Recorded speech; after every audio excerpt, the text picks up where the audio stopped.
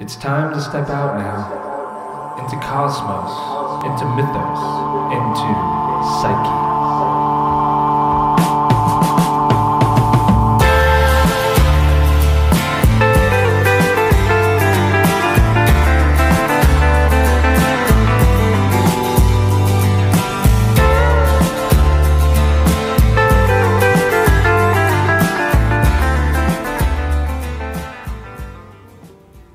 Welcome to another podcast.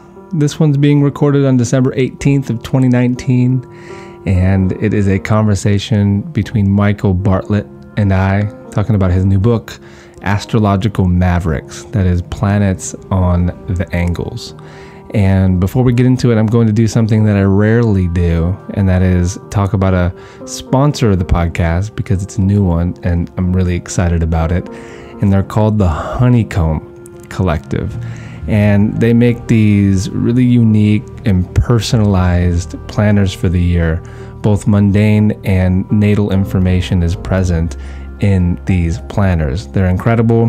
They send you either a 6-month or a 12-month summary in PDF format. And also there's a ringed binder version that you can get as well. And it's amazing. It has all transit and ephemeris times in it that are configurable to your preferred time zone. And it's just the perfect thing to get for yourself or a loved one around these holidays. Now, one thing that is important to mention, if you do order one of these planners, you probably won't get it by Christmas. That's just a few days away. But you can get it by the new year. And there's no better way to start out 2020 than by having a honeycomb planner and tracking the transits in the sky and also the transits to your own chart. And in looking at it for myself, like they lay it out like the big transits of the year in this really beautiful way.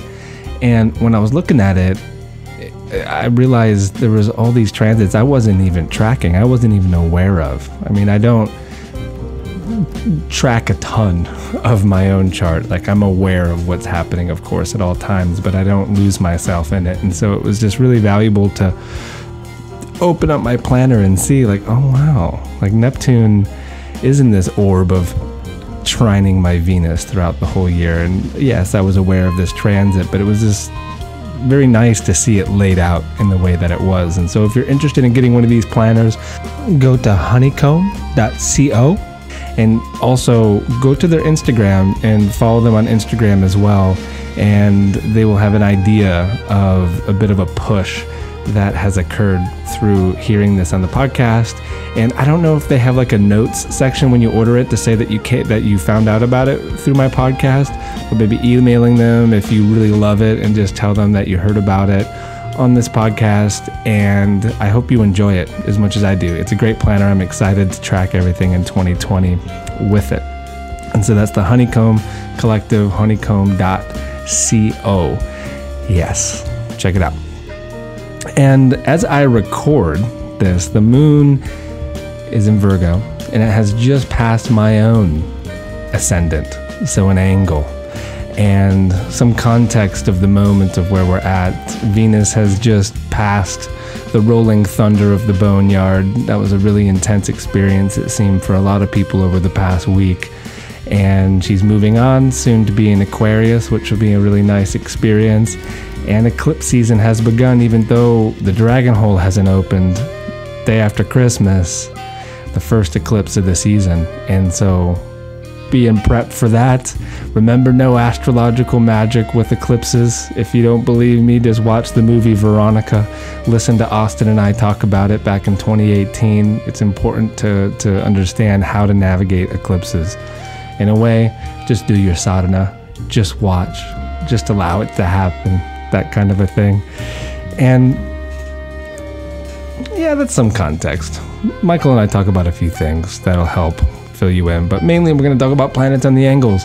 And it was a really amazing experience actually of reconnecting with Michael, because it was at his house in Santa Fe, New Mexico, that Jason and Holly and I did the Chiron circle. And that was way back in February, so almost a year ago. And just a couple months ago, I suppose, a mutual friend of ours reached out and was like, hey, you should have this guy Michael on your podcast. He's great. He's got this new book coming out. And so I looked into it and I was like, wait a minute. I know this Michael, and I also tell this story in the conversation, but it was serendipitous. And so I reached out to Michael. He sent me his book. I've been playing with it a lot. It's great. And yeah, that's the idea of how we came back together and recording this conversation for all of you to look at. Now, there is this little snippet I want to read from his book, The Astrological Mavericks, because it helps to understand his unique take on planets that are on the angles. And he says of mavericks that if we look at the traditional meaning of a maverick, we find the unbranded range animal, especially a calf that has become separated from its mother. That's a maverick. And traditionally is considered the property of the first person who brands it. In the case of a planet conjunct the angle, the planet brands the individual, thereby giving him a freedom of expression using the formula of planet plus angle in that sign, the range of archetypal expression. And I love it. I mean, I always have paid attention to planets on angles. I use them in my practice all the time, but getting another person's perspective, especially someone who has just written a book on them, was incredibly valuable. And so if you want to check out this book, it is on Amazon. You can also go to Michael's site at coremichael.com to learn more about it. And as you could have assumed, he is a practicing astrologer. He lives in Santa Fe. He does both traditional and esoteric astrology, and also has this background in core energetics as well. He's also the co-creator of the Astro Theater Astro Cards, and that's an app that you can find as well in the App Store. And so check out Michael's work, coremichael.com, and he also teaches at Kepler. And yeah, that's I think a pretty good introduction into Michael. And if at any point during this conversation you see yourself seeing from a different angle, maybe a planet you have on an angle in a new light, consider the old karmic swap of free love, that is. So I create these podcasts for free for you to listen to, and in exchange, all you need to do is leave some stars or a review to keep this whole Taurus field of symbiotic energy churning. It's easy, it's free, and if you do it, I'll even link you to the 2020 forecast that I'm about to do for all of my patrons. So I have all these patron-only podcasts that are over there on Patreon. But I'll link you to it. If you don't want to become a patron, you'll get it just for leaving some stars or a review. Just take a screenshot and send it to me. And so I guess it's not the karmic free swap. There's incentive there.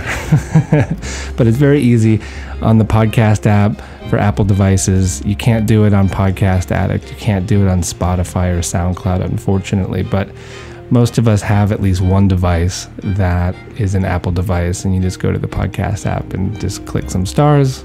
If you leave a review, I will link you to that forecast. And also, if you want to take the big step and go over to Patreon, it's patreon.com/AdamSummer. And this is the great way of supporting the podcast, and it is deeply incentivized because you get access to all the patron-only podcasts. You can win a free reading with me, and there's now not just the regular parlors, but there's student parlors as well for the 15 above level. That is those that are learning astrology with me through the apprenticeship recordings. And so patreon.com/AdamSummer, and that's all I got. So here we go. Here is Michael Bartlett and I talking about planets on the angles. Enjoy. Michael, it's good to talk with you again. Great talking with you, Adam. Yeah, I like how this happened. Well, I think share the story for the guests, or for those listening, that, gosh, it was almost a year ago, wasn't it, that we did a astrology circle with Jason Hawley. Jason and I did it at your house in Santa Fe. And that was the beginning of what I was calling the weird road. And it led me all the way to England. And that's where I currently sit. But then mutual friend, Frederick, was reaching out to me saying, hey, you need to have this guy, Michael, on the podcast. And I was like, cool, who is he? Send me his link or his website. And, what's this book he just wrote? Like, I didn't put two and two together. And then when I looked you up, I was like, hey, wait a minute. It's like, I know this Michael. Like, this is Michael from Santa Fe. Yeah. I was in this guy's house. I just know it. Yeah. So I was like, of course I'll have him on the podcast. Definitely. And then it's like, wow, in life, they talk about 6 degrees of separation, but I keep experiencing 1 and 2 degrees in this. I don't know. It's like, what, a quarter of a degree when it happens twice, from 2 different directions. It's like, yeah, I think we're supposed to be chatting with one another for sure. Mm-hmm. Yeah. And I thought that was such a good night too. Just, slip it into your house, which is a really beautiful space in Santa Fe. And then I thought that night went really well. And I wish I could have hung out more, but, yeah, I remember there was a Mercury retrograde about to happen and my car had broke down. I had to go tend to things. And here we are just barely surviving this last Mercury moonwalk through Scorpio. And here we are as he starts to walk forward and ready to dip into these deeper subjects again. It's right. Yeah, we both have Scorpio moons like Jason and I, or all of us have them. And so was Mercury good to you this round? It was really interesting. I went through a series of, I don't know what you could call it. I mean, revelations in that way Scorpio kind of does when we kind of realize a series of situations show us a theme that we kind of really have to finally pay attention to. Mm-hmm. And I ended up writing an article on it in my blog, and it was about this aspect of we play this role of stating when the emperor has no clothes, or being that canary in the coal mine. Letting people know when there's something toxic in the environment. So there were a few things where I just really had to be willing to let go of everything for what my ethics and beliefs are in for a larger picture in order to wake other people up to the bullshit that we were actually kind of soaking in. Mm-hmm. Do you care to tell the story, or is it remain in Scorpio territory locked up? Well, it's it involves people that I really can't talk about in a larger circle, but it's interesting because I end up experiencing it in I do nonprofit work, and I'm on a couple of different boards, and so it just seemed to be like kind of an ongoing theme. And when I talk to other people, especially those of us with planets in Scorpio, it's almost like we were called forth to name the pink elephant in the room that everyone continues to walk around. Did you have any kind of an experience like that? Well, I think the way I'll try to answer that is when I was flipping through your book, there was a quote from Paul McCartney, because I didn't know that he and I both shared I knew he was a Gemini, but I didn't know he had a Gemini sun in the midheaven. And there was a quote that you used in the book, which, by the way, is called Astrological Mavericks. Everyone will talk about it. And this was the big theme for me, was from this quote. And he says that, like, from the beginning, I was trying to figure it out. That is like being on stage. What's the best way to keep true to myself, yet to have people on my side, or to stay true to yourself and have people on your side? And I would say that was like the big theme. It's my third house, and it's always been the big theme. But it's more like sharing me full frontal, right? Like if I like fully share everything that I am and that I'm interested in, will it scare people away? Right. Or will it like bring them closer? And I think that throughout this entire period, it was like a really good test of that. In the way I was writing, the way I've been podcasting. I was also the guide for the Astrology Hub this past month. And so it was really cool to use the mythopoetic approach that I have, and like enlivening Mercury, because that's what like my mastery class was about Mercury cycles.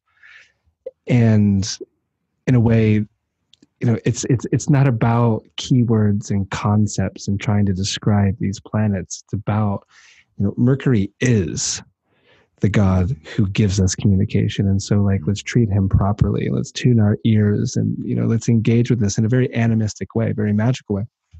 And so that was the big theme for me, which like at first felt a little uneasy. I'm like, okay, I'm going for it. And then by the end of it, I was like, no, this is natural. This is what I'm supposed to be doing. Beautiful. Make sense? Yeah, it totally does. And it's funny because I'm looking at your chart, and as you're talking, what you're speaking to is, like I see it all reverberating through, throughout your chart is, we all speak from our charts, which is Yeah. what's so powerful and cool about it. And, that your moon is, it's kind of a little bit wide, but, kind of like in conjunct with that Gemini. And so you get this wonderful, curious nature that like wants to like peel back and tell people, but it's funny because I never thought about them together in a sense, but Gemini and Scorpio are both, well, and Sagittarius in a sense too. Those are like three signs that everyone says are so intense in a way, Yeah. Gemini and Sagittarius, like, oh my God, shut up already. Stop sharing your ideas with me. Stop throwing words at me. And Scorpio, like, oh my God, stop bringing us all down. Stop telling us, that the world's going to end, or, that, there's shit out there. It's like, I want to ignore it for a while. Mm-hmm. I've went through that phase a couple of times, Michael. That's why I started a podcast. It's like you can either turn it off or you can keep listening. But it's an opportunity to keep talking, isn't it? Well, it really is. And you're like another wonderful poster child for my book, because, you've got your sun, you got your Mars, you got Jupiter, you got Uranus. Those are, that's a lot of angular energy. How did you how did everyone around you, how did you integrate those energies growing up, if you don't mind me asking? Before I answer that, like real quick, let's just say what your book's about. We haven't done that yet. Sure. Well, I'm all ready to get all deep. Yeah. So the book is called Astrological Mavericks. Do you have what it takes to change the world? Yeah. It's based on the idea that planets, when found on the birth angles in the chart, meaning the ascendant, descendant, IC and MC, conjunct meaning roughly right around 5 degrees, give or take a few degrees next to that angle, it supercharges the planet. And there's a way that one can't but express those energies. It's almost like we're a mouthpiece. We're an expressive vehicle for the planet. And in that sense, through our actions, through what we do with that relationship with those angular planets, we make such an impact on those of us, the people around us, as well as in society in general. So the book is a series of anecdotal experiences, people's quotes, stories, obituaries, acting parts they've done, songs they've written, that really highlight their planet sign angle combination. And I had never thought about an angular planet as a maverick before. Like out of bounds planets, sure. Planets in strong aspect to Uranus, absolutely. But for an angle, I had never thought about that. And the more I thought about it, and I've been kind of leafing through your book a little bit ever since you sent it to me, applying it to clients, like I'm starting to see this angle a bit, right? Like it's like the way I always talked about angular planets is that because they are in a way fused to the directions, right? Like it's like there's something so innate about that being on Earth. And so it's like the 4 directions. And so they're vortices of energy. And so the planet in a way is powered by it. And the whole premise as well of astrocartography works off of this, right? Right. And like the Mars effect. How do you pronounce the last name of is it Gauquelin? Gauquelin. Yeah, he's a Frenchman. I'll remember that this time. It's okay. Gauquelin. And you would be a prime candidate, as am I. People who have Mars in the midheaven. His whole work was, and he went about to try and disprove astrology. Yes. And just a sampling of 10,000 people, and looked at Mars placements and found that when they're in the angular houses alone, not even talking about anything as close as I went with it, that there was a higher incidence of individuals being athletes or doing things that are more daring, more Martian, more insertive, and more courageous. So let's start with that then, as far as answering the question, because very early on in my studies of astrology, it began, 13, 14 years ago, I became aware of the Mars effect. And being that I have it, I thought it was very interesting that my brother, my father, A lot of my closest guy friends growing up all had it. And what we all had in common was like we all excelled at sports. It's like I wanted to be in the X Games. My brother was like set out to be the next Tiger Woods. My father was a college baseball player. And then once you start looking at it too, it's like Tiger Woods has it. You start to see it. You're like, oh, like this is very interesting. It really is. It's so exciting, and it's a great, indicator, and it's fun because when you look at it, I mean, and you bring up a second kind of ancillary theory that I had with it. Not only that that you would know that of these individuals, but that people with angular planets hang out with other people or are born in families of people with angular planets, because I think there's a level of intensity. I mean, I talked about some signs, such as Scorpio and Sagittarius and Gemini, but I mean, these planets have such an intensity, like for me, I don't know about for you with your Mars, I have Mars in Virgo on the midheaven. Mine was in the process of stationing retrograde. So it's so it's still retrograde by progression. Yeah. Oh my God! Until I'm 86, I have a lifetime of living with a Ferrari with an emergency brake on. It's interesting. Wow. Dealing with, power and energy. But what was exciting for me, and it was to realize and see the ways in which I insert myself or push myself into situations or to do things, and I just take it for granted. And sometimes people all of a sudden will look at me and like, stop already, stop, just leave me alone. And I'm like, oh my God, all I'm doing is asking you. But when I can get to that neutral moment, I mean, mine's in Virgo, so it's a little different than your Gemini one, which probably has a little better for gaining perspective. But when I'm like on a tear, so to speak, I need to kind of be woken up so I can come back and go, oh, okay, it doesn't, I need to give another person space. Interesting. Okay. I'm trying to think of how I can relate it to my own, right? Mm-hmm. Like there's like, especially at this point, because I like the athletic part of its expression doesn't really show up in the same way anymore. Like I'm not driven with athletics at this point, even though I still have like a yoga qigong practice. I am a pretty active person. I could be more active, all that. But because it's in Gemini, right? And because it rules my third house, it's the pursuit and the way I go about it of knowledge. And here's an interesting thing too, is all of my friends now, like my closest circle of guy friends, especially because we're talking Mars here, it's not that they have Mars on an angle. Some of them do, but we have similar histories that like we all were either like college athletes or like super serious about whatever it was that we were after. And then it translated into the intellect or like our pursuit into the wild. Like a lot of us are into like, vision quest work and rewilding and whatever it might look like. And for me, it's like this pursuit with all things esoteric and hermetic. And there's a drive to it. There's like an inner, I don't think competition is the right word, but it's definitely a quest. It's a furnace and a quest. Yeah, it is. Well, I would say, especially with, your Jupiter and Uranus there at your IC. Talk about another.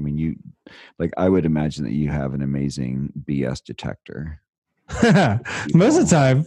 Most of the time I've definitely been duped, Michael. Well, of course. That's how we learn, right?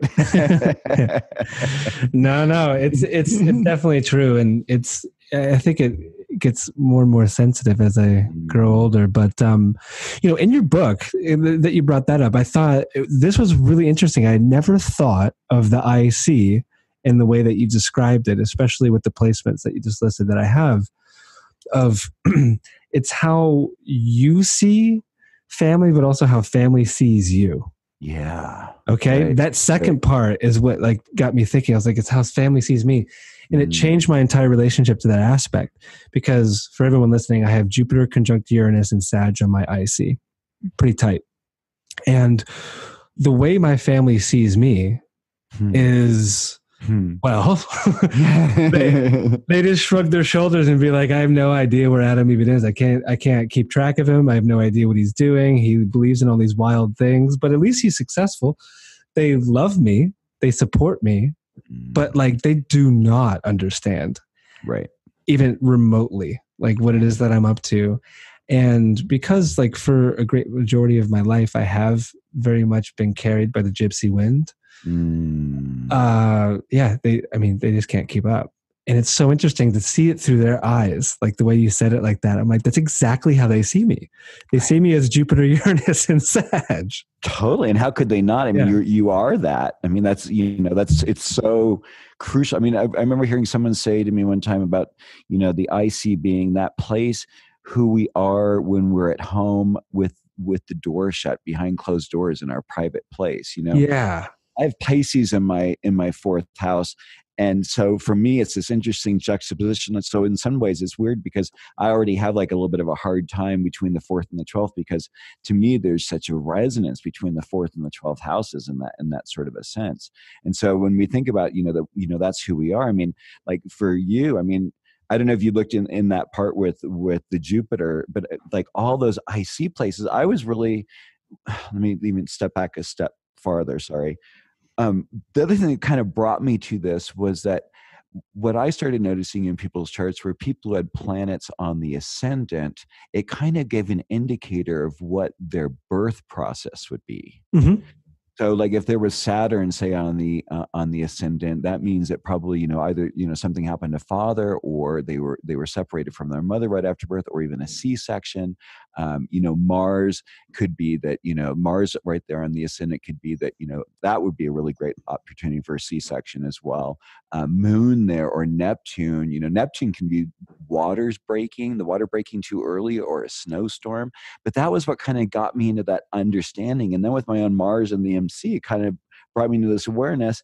And then, then there are the ignored step siblings of the ascendant and the midheaven, which is the IC and the descendant. We don't really talk about that much. And so, to start really looking at the IC and to see, one of my theories would be like, oh, it's the IC, we're not going to really hear about people about that. But oh my God, Gene Roddenberry, Chris Carter from the X-Files, Gene Roddenberry, who created Star Trek and, all these. And when you think about, and then you have that too, it's this Jupiter down at the IC is a multiverse of places one can go in meditation and understanding and vision questing, as you're saying. I mean, it's like it's like literally at your doorstep. Mm-hmm. Yes. And it's interesting because as growing older, like easing into it, Michael, and being like, wait, like I thrive within this. And like, because of programming, because of judgment from those around me, there's stories around like, what are you running from? What are you like? Why can't you stay put? And it's like, well, that's not actually the narrative that's playing out in my head. The narrative in my head is like, I have a job that I can work from anywhere. For my whole life, because my parents moved me around a lot, like that story is placed within that as well.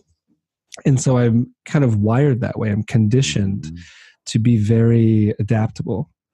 And with the world that we live in nowadays, extended stay Airbnbs, a community of people that I'm connected to through this work, etc., like the digital nomad lifestyle really works for me. I like it. I feel like I've been here, for example, back in the UK for 2 months, and I can already feel it. I'm like, all right, in 2 months, I'm ready to go back to Colorado for a couple months, deal with some things, see my friends, and then come back for the summer. It's like having like 2 homes, in other words. I think is like the ideal scenario for that placement. And it just, it's taken me a really long time actually to get conditioning out of my head around it because of external judgment that comes to me from it. That's such a great point. And that was one of the things that I realized in doing the book was not only my own kind of shame. I don't really quite know the words to it. I think for those of us with these maverick planets, if we're around people who don't have that, we're, deemed as being too much, whatever. And if you have a fair amount of mutable planets like I have, like you have, we adjust ourselves a little bit accordingly, depending on who we're around and who we're with.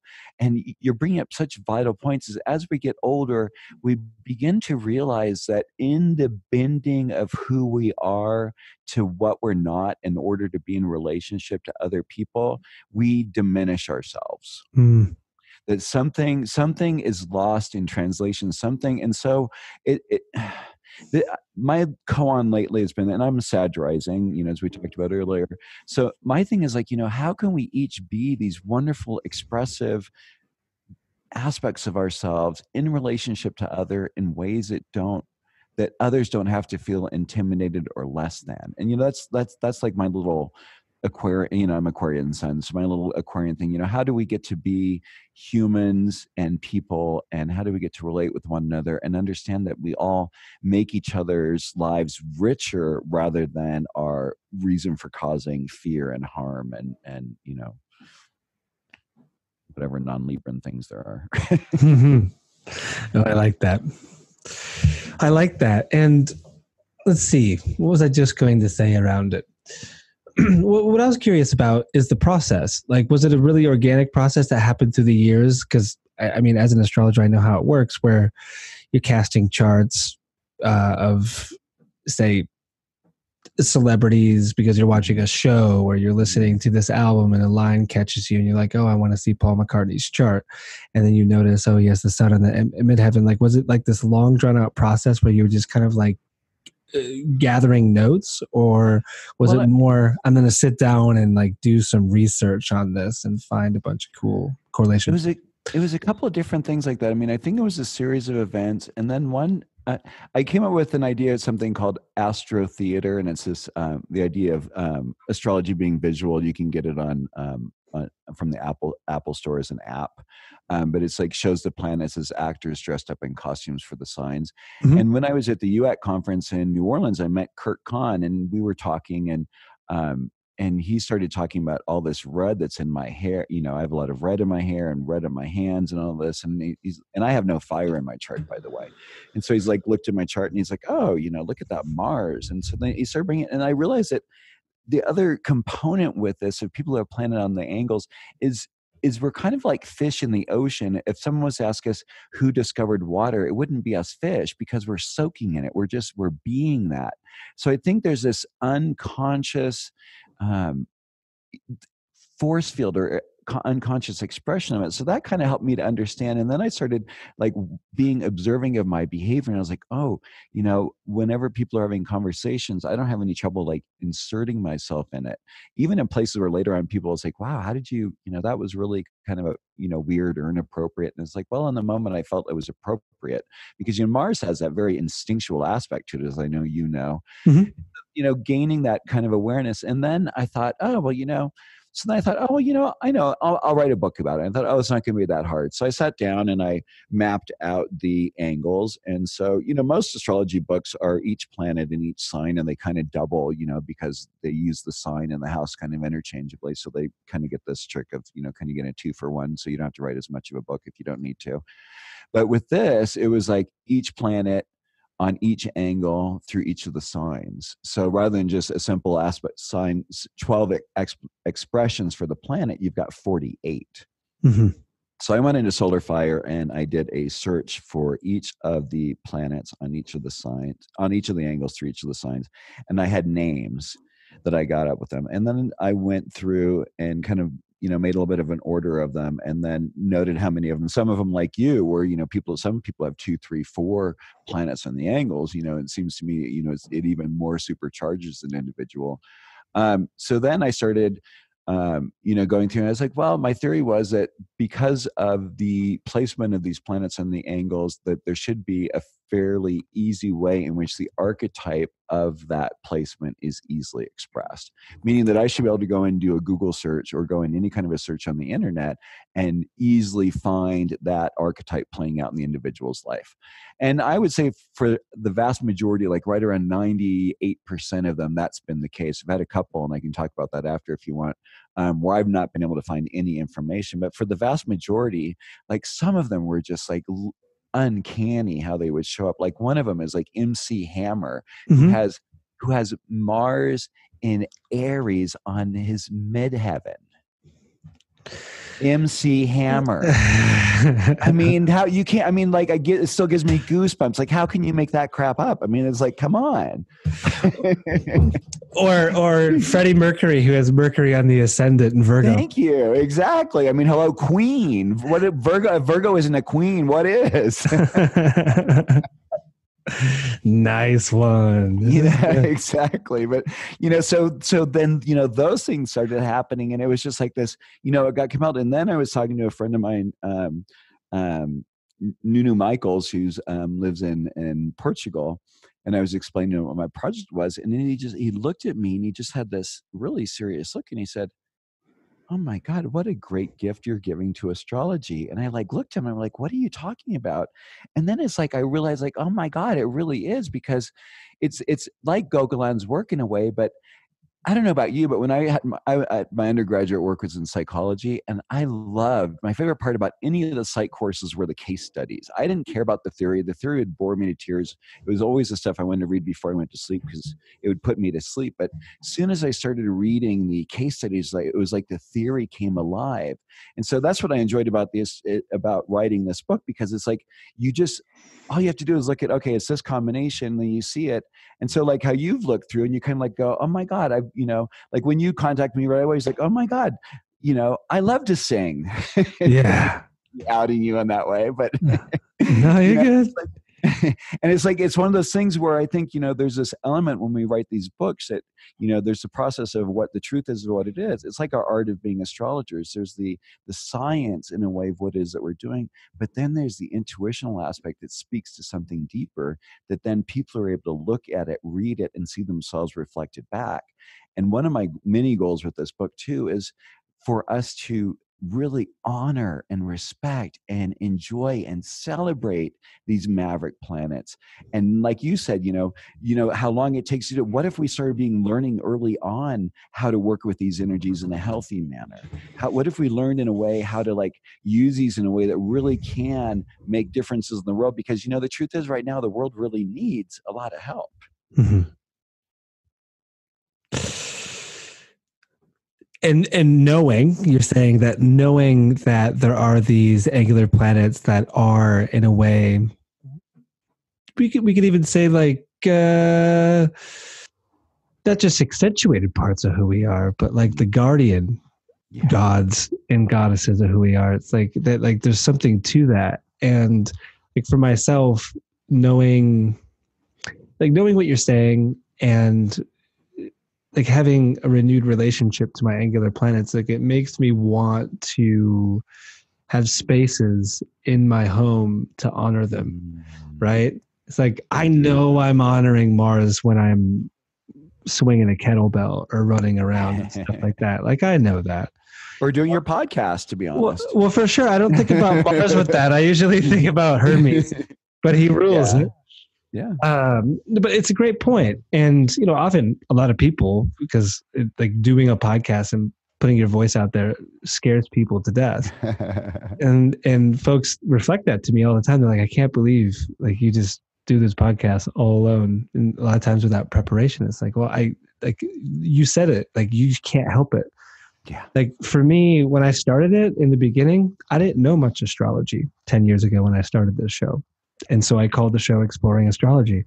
Mm-hmm. And the whole spirit was to invite people like you onto the podcast and have conversations so that I could learn and people could learn with us along the way. And then the show morphed into what it is now.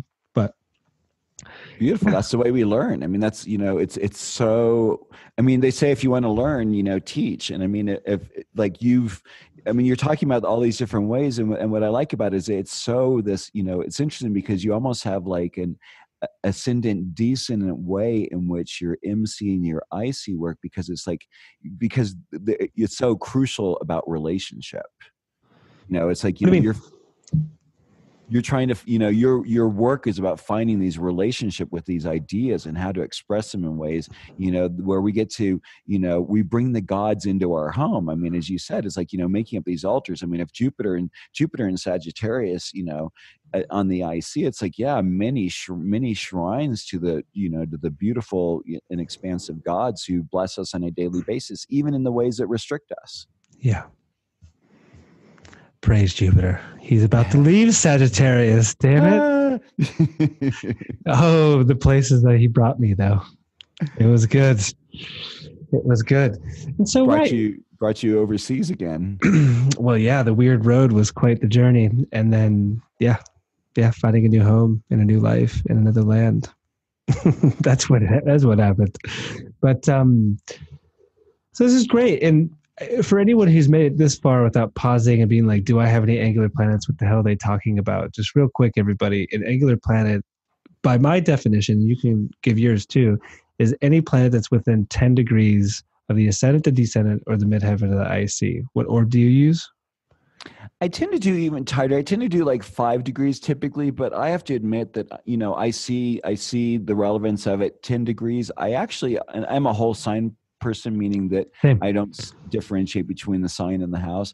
So I find that any planets in the same sign as you have an angle will also resonate, because of course we're talking about themes about how these people are playing out. So the book is a really great, like if you find that you have planets on the angle, or if you find that you have planets in the same sign as one of your angles, and you want to say like, oh my God, how have other people dealt with it? It's a really great way to go in there and look, kind of like what you were talking about, the Paul McCartney, quote earlier. It helps us to kind of like re-strengthen our theme and to redefine ourselves. I think the scariest part in life is that we don't have an operating manual. Our parents and our schools and our society doesn't reflect back to us, oh, this is who you are. They're reflecting back to us this idea about how we need to be in order for what they think society needs to look like. But the truth is, each of us has this edict, based on the moment we were born. And for those of us with planets and the angles, we have an even stronger edict that's not only for ourselves, but I really think is for the collective. And so the more that we're able to give ourselves permission in the healthiest ways we can express it, of course, because the other thing that's kind of fun in the book is it shows also people who didn't express things in very healthy ways. And we can talk about that because that's very fascinating as well. But if we can get people to understand the healthy ways of expressing it and understand that it's okay, what a different way we might be experiencing the planet and one another. I see that point very clearly. I like it. I mean, like for an example is, Adolf Hitler and Sigmund Freud both have a, I can't remember which one it is, but it's a Leo. It's Sun in Taurus on the descendant. Mm-hmm. They both had very set ideas about what other meant. And so you wonder what would have happened had Hitler maybe been, for those people who know a little bit about his background, he wanted to be an art student. He sent his artwork in, it wasn't accepted. But what would it have been like had he been accepted for that and had been able to, support his beauty-seeking nature rather than his fixed dogmatic, this is how people need to be in order to be in our society, and those who don't, well, of course, because across the way, we got to remember, across the descendant from Taurus is a Scorpio rising. So, Mm-hmm. Off with their heads. Mm-hmm. And they both have that the same aspect. Isn't that amazing? Yeah, it is amazing. And how do you feel, Michael, and how this expresses with astrocartography? Because that's the premise of Jim Lewis's work with it, right? Is that like if you're born in these places, then the planets are angular there. Do you work with it? What are your thoughts on it? Yeah, and it's funny because I get a little goosebumpy with it because I've had such wonderful experiences with astrocartography, and anyone, I really highly recommend for people to really check that out because it's so relevant. And I've gone to different places on the planet. I personally, like here in Santa Fe, I live on a Saturn line. Uh-huh. And so, what they say on the IC, which is where I have it in my chart anyway. And so, it's one of those rewarding but challenging things, so like you put in your time and your effort, and over the long haul, it pays off. I've been here in my home now for 20 years. So I guess there's an element of truth to it, but I've also had the experience of going and visiting other places and and just having those archetypes show up. Like I have a sun line running through the middle of Europe, and every time I go out there, I get treated. I'm seen, which is really a wonderful experience. Whereas here in the States, the sun is below the horizon, so it takes a little bit while for people to kind of see and understand where I am. That's fascinating. And it's a Europe thing too. I'm very much enjoying Europe, I must say. It's a whole Especially different spirit. Yeah. And although a lot of the European countries, from what I understand, are also dealing with a certain level of nationalism and fear. And, these are really significant times of change for the whole planet. I mean, we can't bring in a new age, of Aquarian ideals without there being some growing pains. And that's what we're going through right now. Yeah. The tight squeeze with the boneyard, I call them. I like that. Pluto, Saturn, South Node. It's a very interesting thing. And so, like a lot of people are aware of maps. I mean, for everyone listening, you can cast them for free at astro.com. Go to AstroClick Travel. You can see your maps, click on the lines, get a little bit of information. But what a lot of people don't get is that when you cast the relocated chart for that, you'll see that those planets are on the angle. Like that's the premise of the entire technique.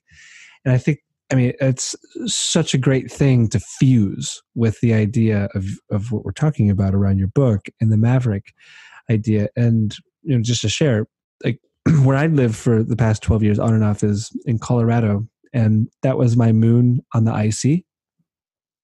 And I never felt so at home somewhere. I mean, it's true. Like anywhere, like I'll always consider Colorado, specifically around 30-mile radius of Boulder, as like a nest to me. And then here, it's moon on the ascendant.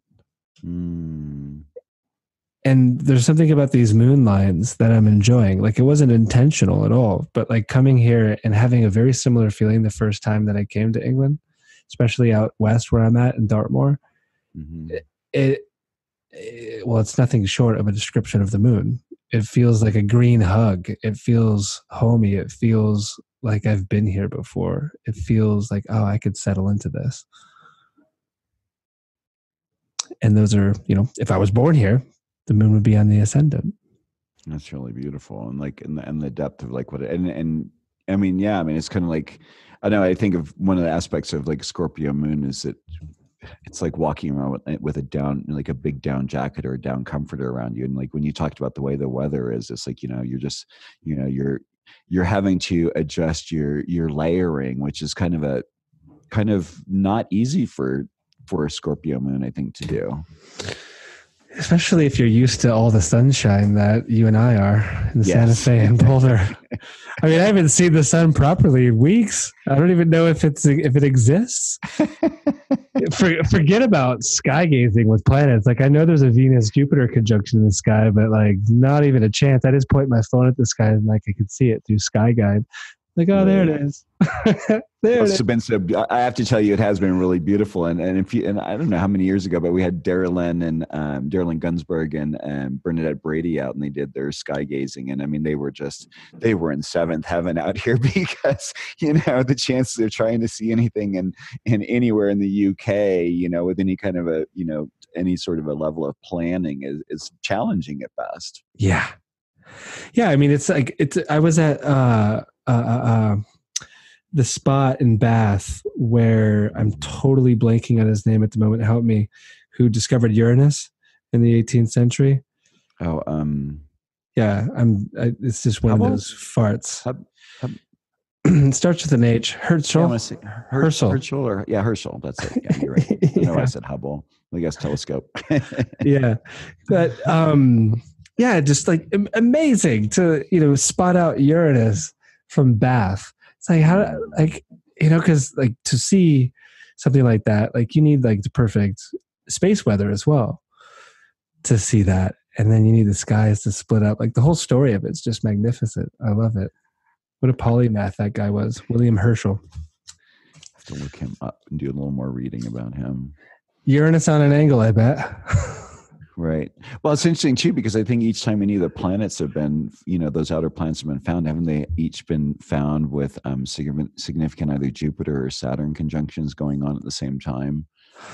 So it's almost like maybe, yes. I think it was Saturn, because it's like, it almost is like, bringing them into awareness and bringing them into consciousness, so to speak, which Saturn's so great at. And Scorpio moons, Michael. Yeah. Thank you. Yeah, that too was present.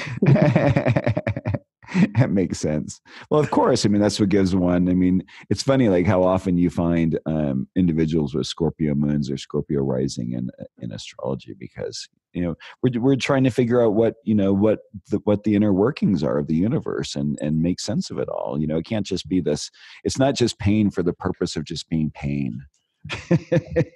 Yeah. No thanks. Yeah, exactly. No thanks. Like all those. I mean, it's like astrological racism. Like when people judge, like, I mean, I don't know how many times, like, you're not a Gemini, but like you got the Scorpio moon, and how many times, like, in just meeting someone, whether it's an astrological conference or a party or whatever, where they say something absolutely absurd, like, oh, so you're two-faced? It's like, oh, that's the first thing you're going to say to me, huh? Like, nice one. We're not going to be friends. I love it. Yeah.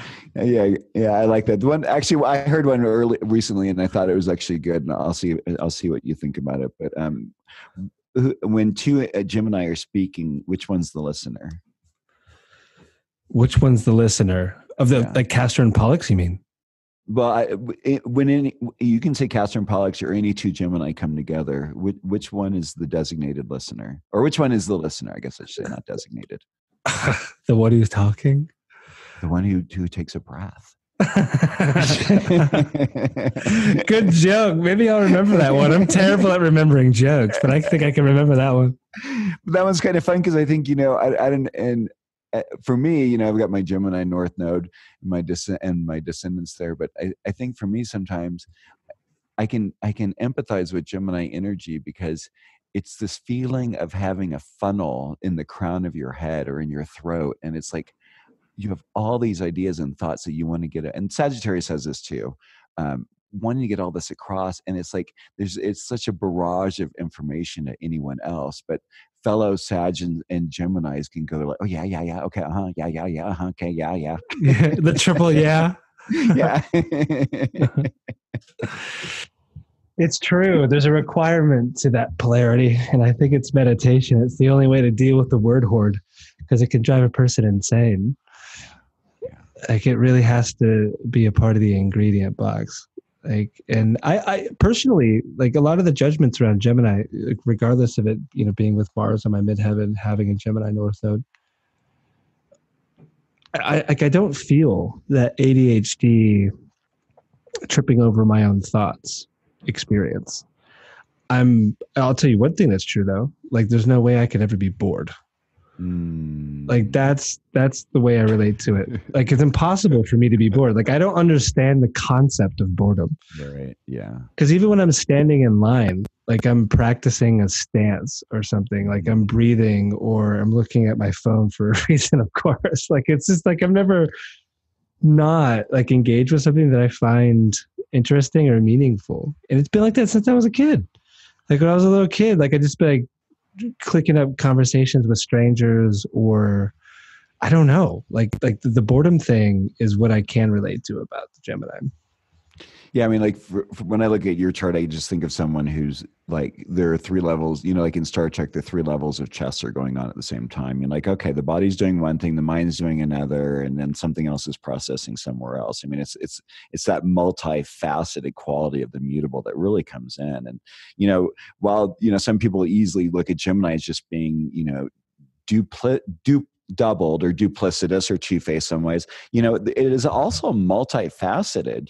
It's that first point of multiplicity that occurs in the astrological wheel. So it's this thing of like, it's not, I like to think of it as being like a hummingbird or a bee. Yes. Not going around going like, oh, I only like roses, like it gets to be in Virgo, or I only like this. It's like, it's going on like, oh my God, this flower over here. So I'm like, oh, what's this flavor? Oh, there's a flavor over here. I haven't had this flavor. Oh my God, what if we mix these two flavors together? It's like, there's the adventure, the excitement. There's the bon vivant, joie de vivre sort of experience. It is like, like you said, like you can't get bored because, you're not going to let it.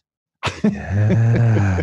You just used my favorite insect and bird for relating Gemini, and it also works with the season, doesn't it, Michael? Exactly. Yeah. Yeah. Like the hummingbirds show back up, and do they come to Santa Fe? Because they definitely come to Colorado around that time. Yeah. Like, okay. I mean, it's crazy to see when people, I have one set up, but I have a couple of friends where they have a couple of hummingbird feeders set up. And I mean, and it's funny because people are like, oh, hummingbirds are sweet and charming. If anyone's ever had a hummingbird feeder and watched them, they're territorial little mean boogers. You swear they're like ready, like, hello, like from Princess Bride, my name is Inigo Montoya, you killed my father, prepare to die, this is my nectar, it's not yours. There's clearly not enough for all of us to share because we only weigh, we're only going to drink not even a thimbleful of juice here. Oh my, the shadow of Gemini. Yeah. So yes, the hummingbirds works wonderfully. Bees works wonderfully. By the way, speaking of feeders, hashtag Paul Stamets, get one of these feeders to save the bees. They got the antibodies for these viruses. What's it called? Well, Paul Stamets he's giving away 10,000 of them right now, and he basically discovered that the amadou mushroom is a very powerful remedy to this virus that a lot of the honeybees. Exactly. Beautiful. Yeah, I've raised bees for a while, and then my hives collapsed as well. So that's really wonderful to hear. Go to fungiperfecta.com. There's a recent podcast with him and Joe Rogan talking about it. He's giving away 10,000 of them, and then they have like the way of tracking it with like LTE signals, and like the whole thing is going to be tracked as far as the progress of everything. So it's amadou mushroom, and I think as well reishi, but like these two mushrooms heal the whole situation. Beautiful. Or at least help with it tremendously. So a little bit of a tangent, but doing my part here to save the bees. And thank you. What was I going to say around it? Like, yes, it's the pollination. Like, to me, ideas, conversation, it's a form of pollination. And it's a way of making honey, right? Like, there's so much sweetness that happens in good conversation, and it is a form of pollination. And so for me, like this podcast is a form of pollinating everyone who is listening, and like just like their ideas, like the little pollen sacs that like get in there, and then they grow in people, and then they take it. Maybe they start a podcast. Maybe it's the first time they got excited about astrology. Maybe it's like some person driving with their boyfriend or girlfriend on a road trip right now, and they're like, I've never thought about astrology like this before. And then it just goes, it grows, it turns into honey somewhere. And I think that's the Gemini job, Michael. I would have to agree, because the goal, the other thing I like to use with it, because in a sense it's almost like what it's gathering from all those different flowers to be able to make honey that has this wonderful synthesis of all the flavors. And that's what Gemini and Sagittarius, what that axis is so good at. It's like it's gathering information, not just for like getting stuck on like, oh, this one word or this one flower or this one facet of a stone, but it's like, this is the many faces of all that is in its entirety. That's what we're trying to grasp. And you and I got those nodes in the same situation. Everyone, we have the same nodes. That means you are nearly 19 years older than me. Thanks for saying that out loud. No, I'm sorry. I'm just kidding. I can edit it. Fine. That's really it's fine. Yeah, I know. Well, actually, it's funny when you told me what your age was. Like, oh yeah, I was like, that was I was in college, going to college. Wow. When you were born. So. Well, it inspires me. Like, I wanna be like you when I grow up. I want to be, I want to be doing this work. I want to be, like light spirited. I don't want to be bogged down by life. Saturn's gravity got me slouching like the Grouch. I don't want any of that. I want to, be talking to someone 19 years younger than me on the podcast about making honey with ideas. Exactly. And, that's what's so great. I mean, to be honest, when I was younger, I had those people who, played those roles and it's like, it's each of us feeding it, each of us, it's sharing the wealth of information that we've gained from before, but also being able, the hard part, I think with some of the, some of the generations with, depending on where their Pluto is for certain people, I'm not going to necessarily say anything, but, it makes it harder to accept the fact that, that other people may have amazing insights who may not have the age or experience. And I think it's the blending of all those together, which is what gives us the beauty of life. Mm-hmm. Because it's just traditions is like great, but if the tradition is no longer serving us, then we're just stuck doing something that's just because someone else told us. In fact, I heard an analogy recently where, a friend was over at another friend's house and they saw them, getting ready to put a roast in the oven, and they cut off the ends and they put it in the oven. And she says, well, why do you cut off the ends of the roast? And she says, I don't know. My mother always did that. So, that's what I do. And so she says, well, why don't you ask your mom? Well, it ends up the mother had a pan that was too small for the roast, so she had to cut the ends off. But it became a tradition. But isn't that like such a wonderful example of what we do? Yeah. Yeah. And I mean, I know what you were hinting towards as well, Michael. And like, that's a fixed generation, right? Like you're talking about like a Pluto and a fixed sign, right? Exactly. Yep. Yeah. And it's like a fixed concept of the way things should be. But like, my God, we're dealing with thousands and thousands of years of tradition here. I think it's very important to stay humble and to have a beginner's mind about all this. And I personally, like, I'm blown away by the younger generations. Like these kids that are growing up that are more like the early 90s with like the triple conjunction and Capricorn and stuff. Yep. Man, like they're just built for this. And they learn swiftly all of this. And like, I learn from them a lot myself, like in the insights, because a lot of them are my students. Yep. And I'm into it.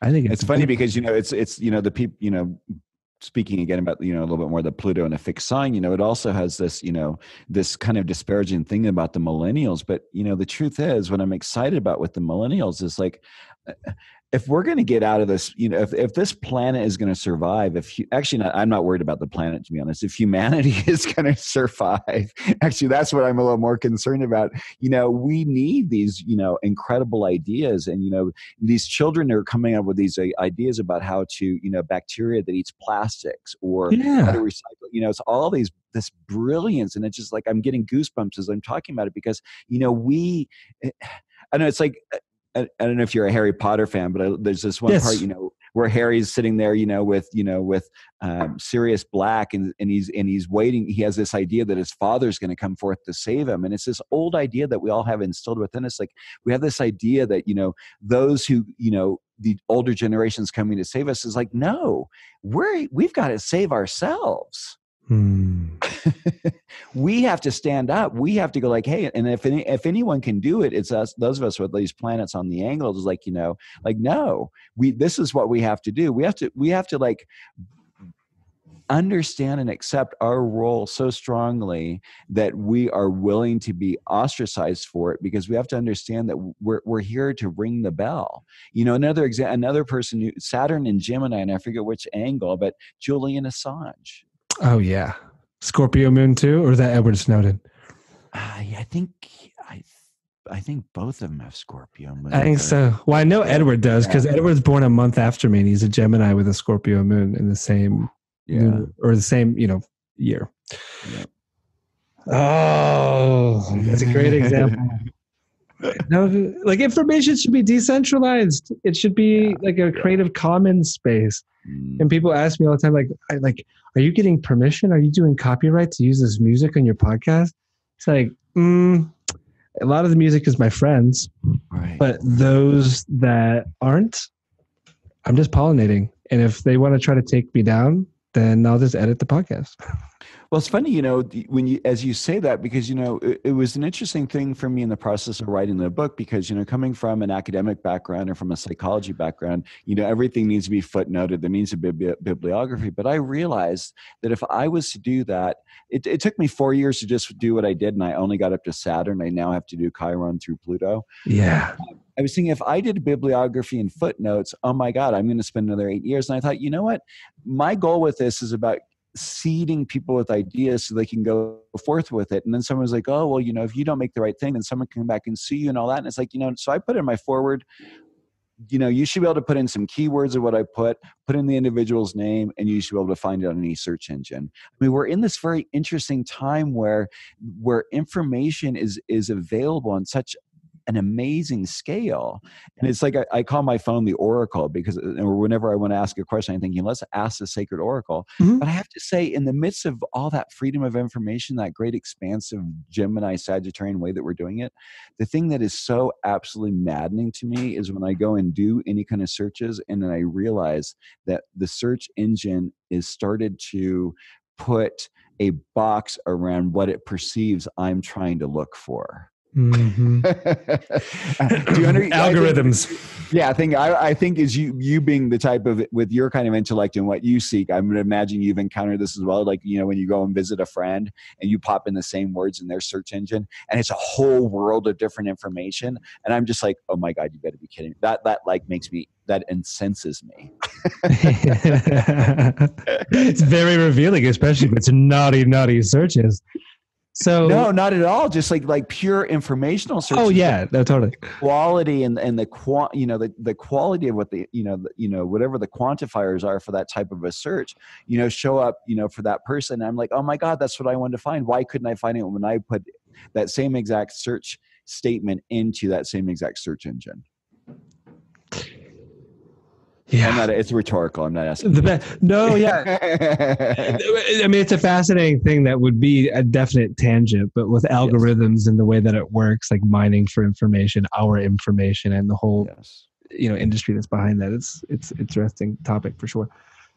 But there was a point that I was going to use to begin to wrap up this lovely conversation. Mm-hmm. Well, not that it ever has to end, but there is a cap to each chapter, I suppose, that we must turn through. I don't know. It's out of me at the moment. But what I want to do is give you a moment to plug the book, because it is an ebook. That's the version I have. I'm kind of finally getting in the stride of enjoying ebooks, because you can search them and you can do these like really creative bookmarks with them. And I find it very helpful for research. Mm-hmm. So thank you for sending that to me. So it's ebook, but also you can find it on Amazon, anywhere books are found. So actually, thank you for saying that, because actually that was one of the fun things about it too, is I feel that electronically this is a really wonderful book, because if you want to do cross-referencing and doing bookmarking, it's real easy to do. But yeah, if you go to Amazon, you can go to Amazon UK or regular Amazon.com and look up Astrological Mavericks. Do you have what it takes to change the world? You can also go into your local bookstore and request it. You can go to my website, which is coremichael.com, which is CORE Michael, MICHAEL.com. And I have a section on there with links in there. You can get it for Apple ebook.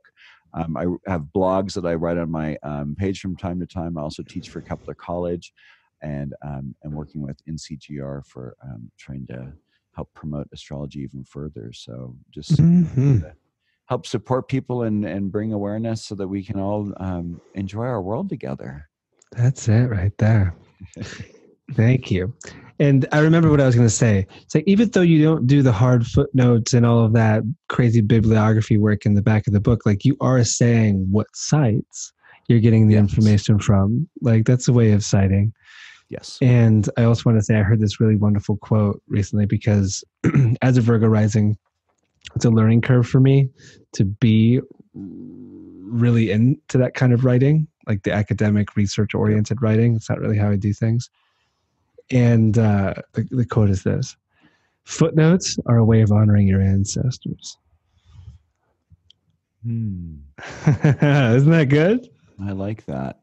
I like that. Yeah, and it made me be like, well, when I write my book, I will think of that every single time I step out of the flow of the prose and put another footnote in there. It's like I'm honoring my ancestors, damn it. That's true. And also, even like, in what we kind of learn from one another and be able to share. I mean, I love, the tidbits, like, talking with Jason, like Jason as an example, or you like, using tidbits from what we learn from one another, so that we're able to create, because the goal here is to find and to create like a really elaborate language to understand this, and for us to further understand our lives in a way, and to create this relationship with the planets and with the astrology, so that that we're not working at odds with ourselves and with life all the time. Exactly.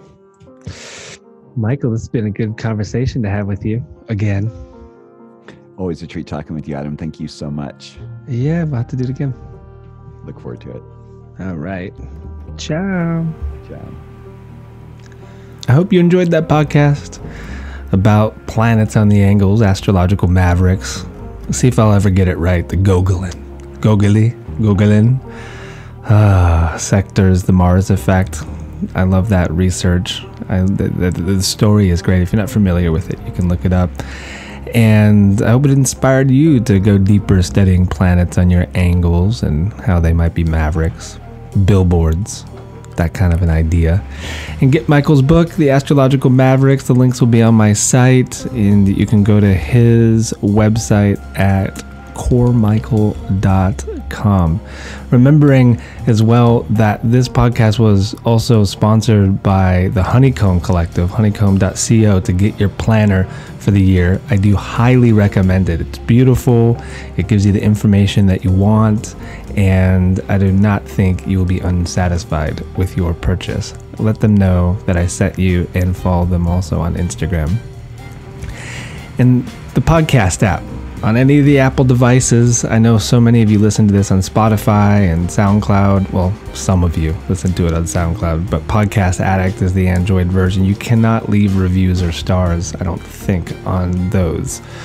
SoundCloud, sure, but to link into the podcast feed, you have to go to the podcast app, which is now on Macs with Catalina and iPhone, iPad. And so if you do leave some stars in a review, it's a beautiful thing. And if you send me a screenshot, I'll link you to the 2020 forecast I'm about to do for all of my patrons. And speaking of Patreon, go to patreon.com/Adam Summers to support this podcast, and you might even win a free reading with me. If you want to learn astrology, there is all these different options, 25 and above, for being involved with that. And you can even become certified as a professional astrologer if you commit to the long game with it. Something that Jupiter and Capricorn is all about right now. And so if you're wanting to commit to that and learn some more astrology, just go to patreon.com/Adam Summer. Another sponsor of this podcast, of course, is Solar Fire. No better way of seeing what you got on the angles, or what has progressed to your angles, than with Solar Fire and the animated bi-wheel or tri-wheel. I love that function. It's one of my favorites. And you can go to alabe.com, use promo code SOMA, and you get 15% off of Solar Fire. Highly recommend it. Of course, it's my favorite astrology program. And then finally, Four Sigmatic also sponsors this podcast. I'll tell you this, when I'm contemplating my angles, I like to make sure I'm sipping on some lion's mane infused coffee when I'm doing that. So what I do, I break open a little packet of the powder, I get the water bouncing, pour it in, then I begin staring at planets on the angles. It helps. It really allows the planets to speak much louder, and then the mane helps for the new neurogenesis to happen in my brain. Very good to have mushrooms in our lives, and of course, to save the bees. Check out Paul Stamets, like I was talking about on there, the bee feeders. It's a brilliant idea, and if you're a beekeeper, or if you're just basically into living life, very important to keep the bees healthy. My goodness, essential. Finally, if you want to work with me, I have been kind of mutating what the Chiron journey has been into more of an Asclepian journey / dream journey with astrology. I mean, so much of the work that I've been doing has been influenced by this ever since, well, discovering Edward Tick's work, but also doing the retreat back in Colorado, about to be doing another one in Peru. And it's just, it's a way of animating our experience of astrology like none other. And by going deep, by having continuous sessions, it's from my perspective, the only way of doing it. And so on my site, holstoheavens.com, there's something called the Chiron journey. And that can be replaced with the Asclepian journey or Pluto or really anything. But it's a 3-part reading. Each reading is 50% off. It's how it's worked into the price. And I am open to payment plans. So if you want to work with me in depth and understand planets on the angles and maybe how they show up in the dream world and all your healing process, you can do that at holstoheavens.com. I'm going to leave you with a song by one of my dearest friends, Luke Redfield, and it comes from a compilation album that he has called Born American, and the song is called Holy Ghost, New Mexico. And the reason why I'm sharing this is because, man, when I was in New Mexico doing that astrology circle, there was so many fond memories that I had of Luke and I being there. Like, we did this little tour together back in 2013, and also at the beginning, before we left Boulder, this song you're about to listen to, I was in the studio for. You're not going to hear me singing on the song, but I was in the studio when he was recording this, and also when we were on that tour down to Austin, we had this script of a movie that we wanted to write called The Land of Disillusionment. And for all of you New Mexico lovers and those that live there, it wasn't really specific to the Land of Illusionment that we got it from that. Or what, Land of Enchantment. Oh yeah. It was the Land of Disenchantment, not the Land of Enchantment. And it was just going to be kind of like a satirical road trip idea of a film for two Dharma bums, I guess, traveling through the Southwest. And we had a lot of fun coming up with ideas around that. But this is my friend Luke Redfield, Holy Ghost, New Mexico. Again, check out the Honeycomb Planner, Michael's book, and I will talk with you soon enough. Enjoy. Oh, and the music that brought us through the podcast is by the Motion Orchestra. How dare I almost forget that.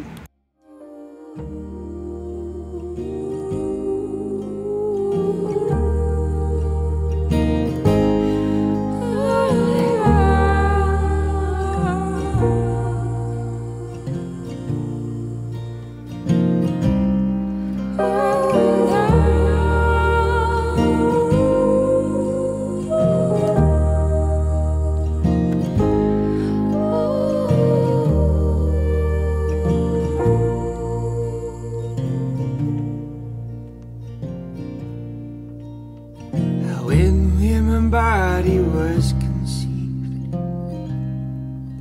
when my mom and dad were fucking. I went where my body was conceived, in the snow and the barren trees. I went where my body was conceived.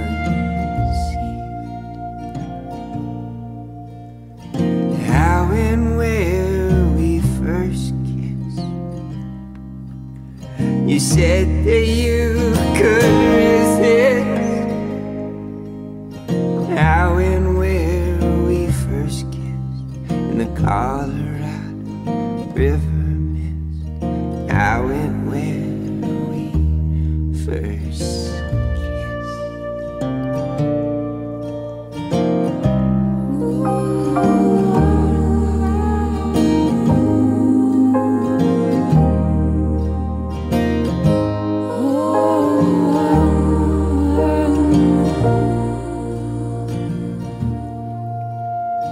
How and where we lost touch,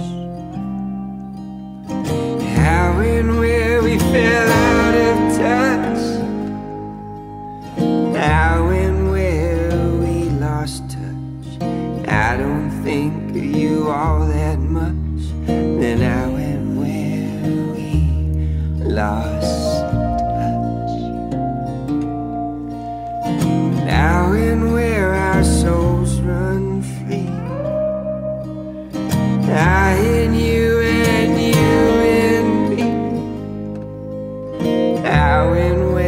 our souls run free through azure fields of energy.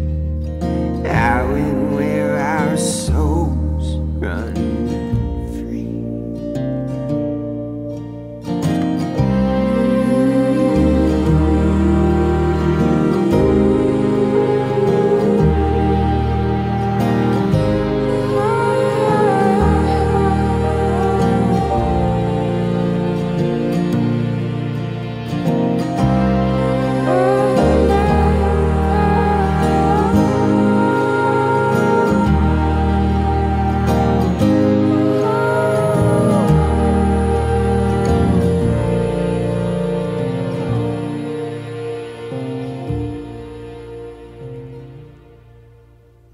I'm just east of Santa Fe.